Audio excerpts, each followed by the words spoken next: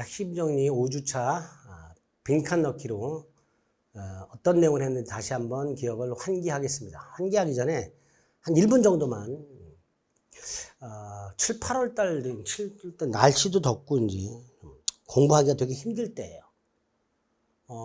지금까지 열심히 한다고 했는데 특히 민법 같은 것들은 문제가 잘 안 풀리죠. 이정환이 말대로 복습을 하고 예습하고 했는데도 불구하고 명확하지 않은 경우가 대반입니다. 그래서 뭐라 그럴까요? 이거 공부 이거 이렇게 하는 게 맞나? 이 방법이 맞나? 뭐 이런 고민을 하시면서 매너리즘에 빠질 때가 됩니다. 즉 우리가 흔히 말하는 슬럼프에 빠질 때가 됐어요. 근데 슬럼프라는 건요, 뭐 올림픽 같은 거 준비할 때 어떤 하나의 목표를 몇 년씩 준비할 때 중간에 슬럼프가 빠지는 거지, 이 1년짜리 공부 준비하는 건 슬럼프라는 게 없습니다. 그러니까 슬럼프라고 생각하지 마시고, 좀 내가 힘들구나 이렇게 생각하시고, 어떻게 극복할까? 방법이 없습니다. 그냥 계속 하는 거예요. 어떻게 극복하는, 극복 방법이 따로 있는 게 아니고요. 그냥 계속 하는 거예요. 불안하지만 그냥 믿고 하는 거죠. 제가 처음에 요약 강의 및 문제풀이 강의 시작할 때 그랬죠. 기존에 있던 이론 강의 한번 그 파트를 들어보고 기본서 읽고 그 다음에 요약 강의 듣고 문제 풀고 문제풀이 강의 듣고 그러면 1주, 2주 동안 5번을 듣는 거예요. 민법을 5번을 보거나 듣는 거예요. 그렇게 2달을 빡세게 하면요. 나중에 시험장 가서 합격점이 나온다고요. 명료하게 답이 골라지지 않아요. 40문제 중에서 한 절반 정도가 아리까리하게 돼요. 그렇게 준비를 해도. 다시 한번요. 5, 6월 달이나 뭐 기본 강의 한번 듣고 그 범위, 그 다음에 기본서나 요약집 한번 읽어보고 그 범위에 관련된 문제 풀어보고 문제 강의 듣고 복습하고 이렇게 하더라도 그렇게 빡세게 해도 시험장 가서 40문제 중에 20문제는 아리까리하게 찍는단 말이에요. 그런데 이 찍은 것 중에서 답으로 골라진 게 굉장히 많아져요. 그 확률이 높아지는 거예요. 민법이란 건 그렇습니다. 다른 과목처럼 조문 위주로 출제되는 게 아니고요. 판례. 그 판례는 대부분 이론이죠. 조문을 해석한 거란 말이에요. 그리고 비슷비슷한 경우마다 결론이 다른 경우가 굉장히 많잖아요. 즉 많은 경우의 수를 검토해야 되는 게 민법이에요. 그러다 보니까 좀 어렵죠.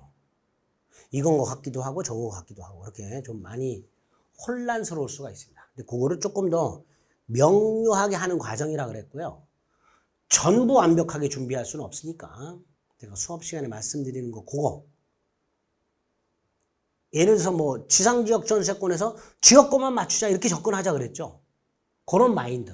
어려운 부분은 건너뛰고 맞출 수 있는 부분만 정리하겠다. 이런 식으로 정리해 나가면 시험장에서 크게 문제없이 합격할 수 있습니다. 우리 모의고사 같은 거요. 민법 같은 경우에는요. 1년 동안 단 한 번도 60점을 넘지 못했던 분들. 이라 하더라도 시험장 하면요. 70점, 80점, 90점 나오는 분들이 허다합니다. 이유가 뭘까요? 시험장에서의 집중도가 모의고사 집중도의 10배쯤 돼요. 그러니까 실수가 줄어들어요. 긴장도가 훨씬 크기 때문에. 두 번째, 지문이 조금 더 명료해요. 그러니까 우리 지금 하고 있는 모의고사는 실제 난이도보다 좀 어렵게 훈련한다고 생각하시면 돼요.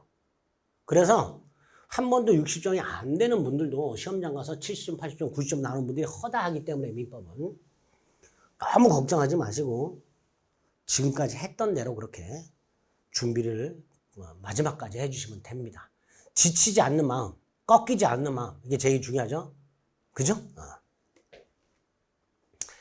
자, 이번 주에는 7월 첫째 주에는 소유권, 지상권, 전세권 했죠. 자, 소유권에서는 첫 번째 상린관계 조심해야 된다 그랬죠. 그 상린관계 중에서 조문으로 자주 나오는 게 이거죠. 경계표 설치. 자, 경계표. 인접하여 토지를 소유한 자는 공동비용으로 통상의 경계표, 일반적인 경계표 담은 설치할 수 있고요. 그 비용이라고 되어 있죠. 이 비용이 뭐예요? 설치 비용이죠. 설치 비용을 어떻게 부담해요? 절반씩 부담하죠. 그러나 무슨 비용은 면적 비례하죠? 측량 비용이요. 담 설치하기 전에 측량해야 되잖아요. 측량 비용은 면적 비례 부담하게 됩니다. 자, 2번은 소유권 취득 중에서 법률 규정에 의한 소유권 취득. 법률 규정에 의한 소유권 취득 중에서 취득시효. 취득시효 중에서도 부동산 취득시효죠. 부동산 취득시효 중에서도 점유취득시효죠.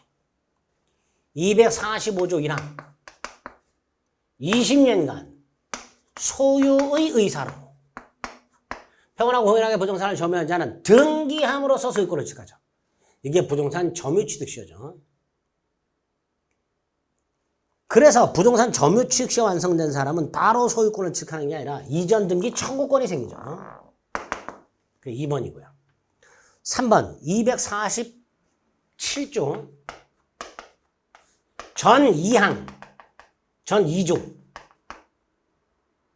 245조나 246조에 의한 소유권 취득의 효력은 점유를 개시한 때로 소급하여 효력이 생기죠. 취득시효에 의한 소유권 취득은 점유를 개시한 때로 소급해서 소유권을 취득하는 걸로 보게 됩니다.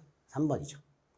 4번은 법률 규정에 의한 소유권 취득 중에서 무주물 선점, 유실물 습득, 매장물 발견이 있죠. 그 중에 무주물 선점. 자, 무주물은 무주의 동산과 무주의 부동산이 있는데요. 무주의 부동산은 국유죠. 반면에 무주의 동산은 점유한 자가 소유권을 취득하는데요. 여기 앞에 하나 뭐가 빠졌죠. 소유의 의사죠. 무주의 동산을 소유의 의사로 점유한 자는 소유권을 취득하고요. 무주의 부동산은 국유죠. 무주의 부동산은 선점이 인정되지 않습니다. 자, 5번은 공동소유 중에서 공유의 지분 비율을 알 수 없으면 뭘로 추정하죠? 균등한 것으로 추정하죠.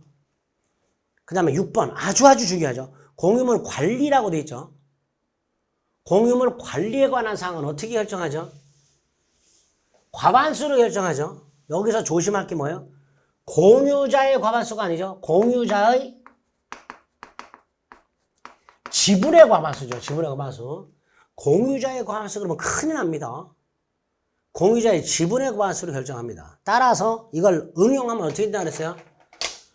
과반수 지분을 가지고 있는 자는 예컨대 공유물의 3분의 2 지분을 가지고 있다. 7분의 4 지분을 가지고 있다. 이렇게 과반수 지분을 가지고 있는 자는 다른 공유자와의 동의 없이도 공유물 관리 사항을 단독으로 결정할 수 있죠. 임대 같은 거. 반면에 공유물 보존 어떻게 할 수 있죠? 각자가 할 수 있죠. 공유물 보존 각자, 합유물 보존 각자. 그러나 총유물 보존은 총회 결의 이렇게 되죠. 7번 합유. 동업자 간의 공동소유고요. 합유는 어떨 때 종료가 되죠? 두 가지죠. 조합체 해산. 조합체 해산은요, 단체 해산을 말하는 게 아니고요.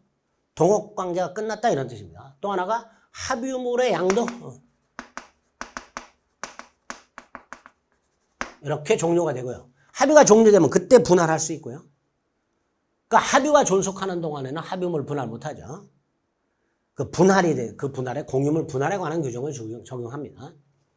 자, 8번은 지상권 존속기간이고요. 최단 존속기간이 규정이 되어 있죠. 견관 건물 수목 소유 목적 30년보다 단축하지 못하고요.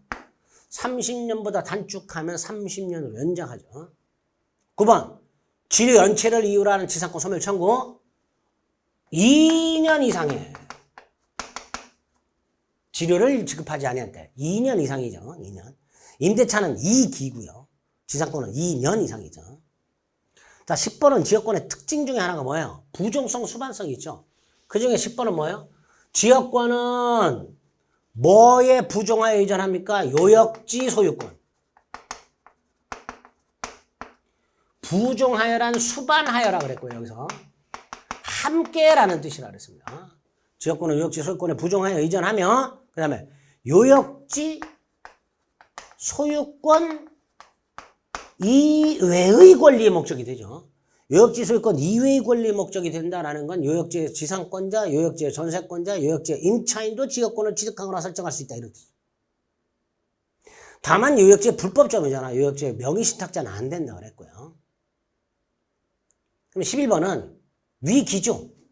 위기는 누가 누구한테 하는 거야? 승역지 소유자가 지역권자에게 위기하는 거죠. 승역지 소유자가 지역권자에게 위기하여 298조의 부담을 면할 수 있도록 하고 있죠. 12번은요. 목적물의 현상조지 통상관리에 속한 수선. 요거 조문이 309조가 있죠. 전세권에 있죠. 전세권 설정자가 아니라 전세권자는 목적물의 현상을 유지하고 그 통상관리에 속한 수선을 하여야 한다. 전세권에 있죠. 전세권 설정자가 아니라 전세권자. 자, 13번. 뭐뭐에 대한 전세권의 존속기한을 몇 년으로 정한 때는 이를 몇 년으로 한다. 이건 뭐죠? 312조 2항. 건물에 대한 전세권 최단 기간이 있죠.